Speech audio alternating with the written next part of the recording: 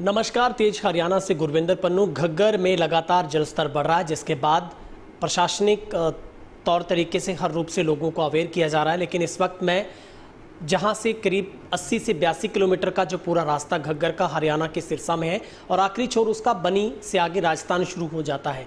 और बनी गांव में भी किस तरीके के हालात हैं, क्योंकि यहाँ से जो सरपंच है नैना जोट, वो खुद मॉनिटरिंग कर रहे हैं लोगों के बीच में और खुद बांध पर जाकर वो लगातार मोर्चा संभाले। हमारे साथ बातचीत के लिए नैना जोट खुद है। मैम, सबसे पहले तो आपका तेज हरियाणा पर बहुत बहुत स्वागत है। धन्यवाद। मैडम, जानना चाहूँगा किस तरीके की स्थिति है आपके गांव के पास, क्योंकि घग्गर यहाँ से गुजरती है और मैंने खुद भी देखा कि आप बांध पर लगातार 2-3 बार दिन में जाकर वहाँ पर खुद विजिट कर रहे हैं। क्या स्थिति आपको नज़र आ रही है? स्थिति अभी कंट्रोल में है। गांव वालों का पूरा सहयोग मिल रहा है। गांव के जो युवा लड़के हैं या गांव वाले हैं या पीछे करीवाला के लोग हैं, राजस्थान के जो लोग हैं, सबका पूरा सहयोग मिल रहा है और प्रशासन का भी सहयोग मिल रहा है। प्रशासन से जो मांगे बताई जा रही है वो तुरंत पूरी की जा रही है। क्या मैम आप लगातार प्रशासनिक अधिकारियों के साथ, प्रशासन के साथ टच में हैं? आपकी बातचीत होती है, उनके साथ कोई रिक्वायरमेंट होती है तो वो भी आप रखते हैं?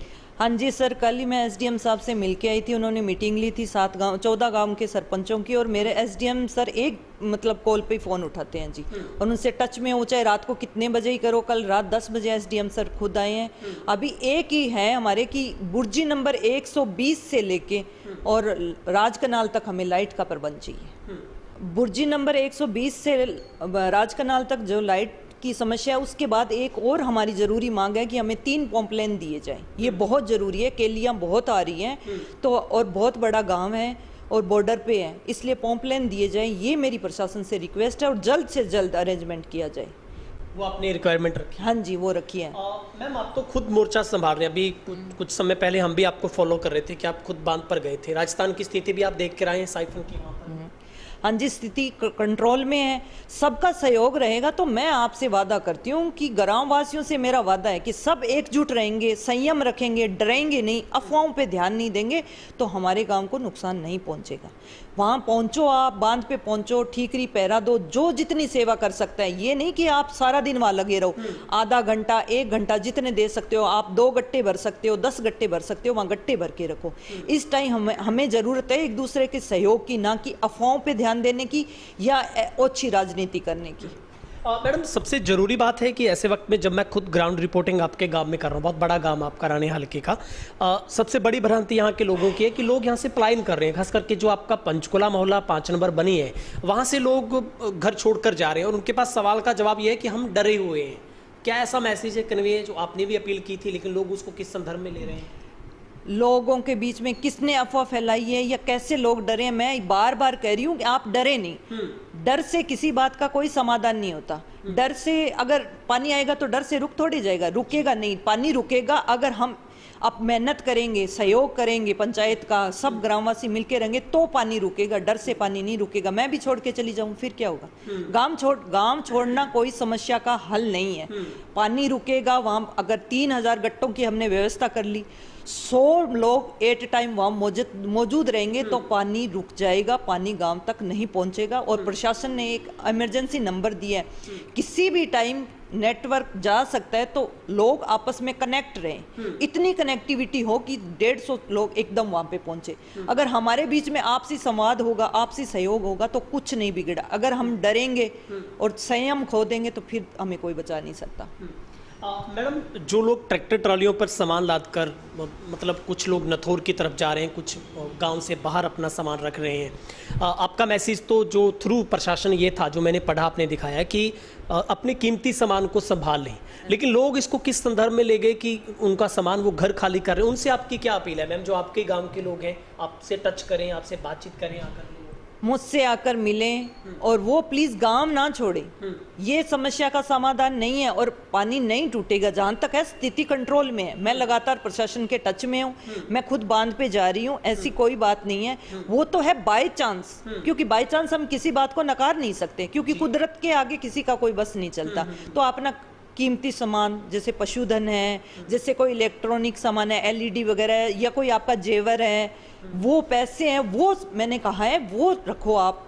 सुरक्षित स्थान पे, अपने रिश्तेदार के यहाँ। ये नहीं कहा कि सड़क पे छोड़ दो, सड़क पे कोई सिक्योरिटी नहीं है आपके सामान की, अपने रिश्तेदारों के यहाँ पहुंचाओ, या कोई जिनका घर ऊंचे स्थान पर है उन जगह पहुंचाओ, ना कि आप घर छोड़ो। घर छोड़ना कोई समस्या का समाधान नहीं है। पंचायत आपके साथ है, प्रशासन आपके साथ है, और बिना कोई भेदभाव के, रंजिश के, ये कि ये इस पार्टी को वोट दिया, वोट आपका हक था, चुनाव चले गए, आपने दे दिया, जीतने वाला जीत गया, हारने वाला हार गया। अब एकजुट रहें, पूर्व सरपंचों कोई भी हो, सब मिलजुल के काम करो अब तो, क्योंकि गांव सबका है, तो सब गांव की ओर, गांव की सोचे। गांव को छोड़ना समस्या का समाधान नहीं है, लेकिन वहां जाके हम ये करें कि नहीं मैं तो इतना नहीं कर सकता। आपका 1 घंटा भी कीमती है, आपका आधा घंटा भी कीमती है। अगर आप 2 गट्टे भी भरते हो ना वहां जाके, तो भी आपका सहयोग होता है, क्योंकि बूंद बूंद से सागर भरता है। मेरी ये अपील है कि गांव नहीं छोड़े आप।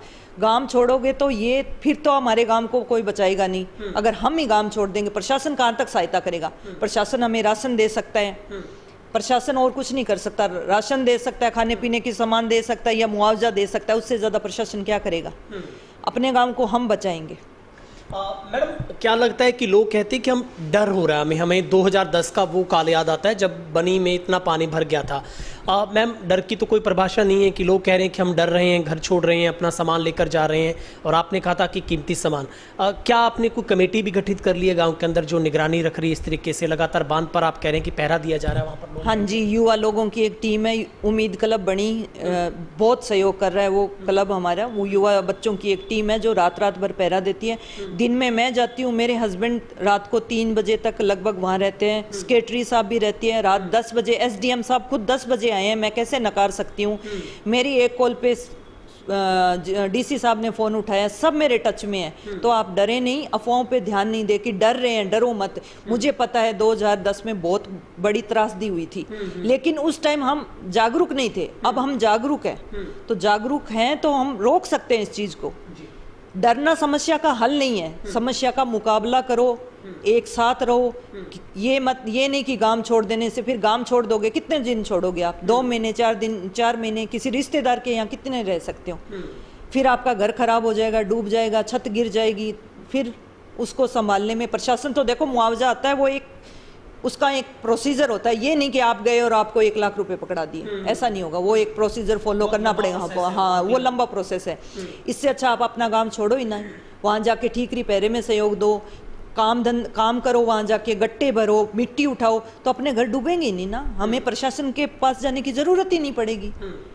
ये छोड़ना कोई वो नहीं है कि छोड़ना समस्या का हल है। छोड़ के आप कितने दिन छोड़ दोगे? वापस आना तो पड़ेगा ना, अपने घर तो आना पड़ेगा।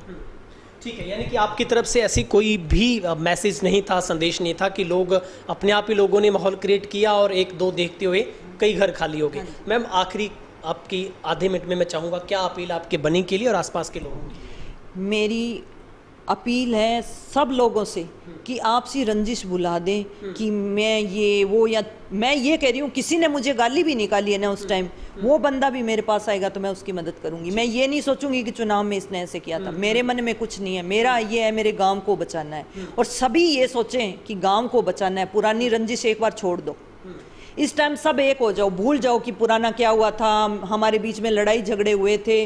देखो, साथ रहते हैं, इकट्ठे रहते हैं, परिवार में रहते हैं, तो एक परिवार है ये गांव। लड़ाई झगड़े होते रहते हैं, उनको अब भूलो। ये आपदा है, सिर्फ 4-5 दिन का वक्त है, कट जाएगा और मुसीबत निकल जाएगी और हम सुरक्षित हो जाएंगे। अगर हम एक रहेंगे, अगर हम हिम्मत दिखाएंगे, तो ये आपदा भी हमारा कुछ नहीं बिगाड़ पाएगी। यही मेरा संदेश है, डरे नहीं। डर कोई समस्या का हल नहीं है।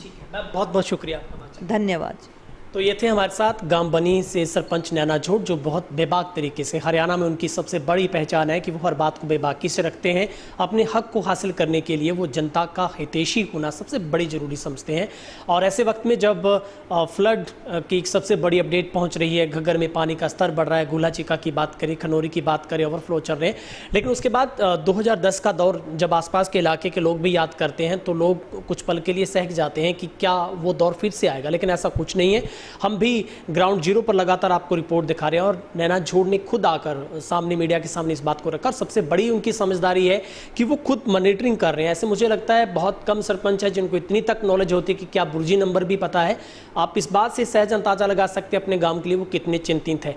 लेकिन वक्त यही कह रहा है कि आपको एकजुटता के साथ अफवाहों पर ध्यान ना दें, ना ही आप गलत खबरों को परोसें, ना उन्हें साझा करें, बल्कि अथेंटिकेट बात के लिए आप अपने गांव के सरपंच, उन लोगों की कमेटी के साथ आप वार्तालाप रखें और एक दूसरे के संपर्क में रहें। फिलहाल बनी में स्थिति बिल्कुल नियंत्रण और बहुत सामान्य है। जितना पानी कल सुबह की शाम की रिपोर्ट में था वो अब भी है। अब भी अगर मैं देखूं तो 4 बजे के पास के वक्त की अगर बात करें तो करीब 28,000 क्यूसेक पानी है वो O2 से छोड़ा जा रहा है।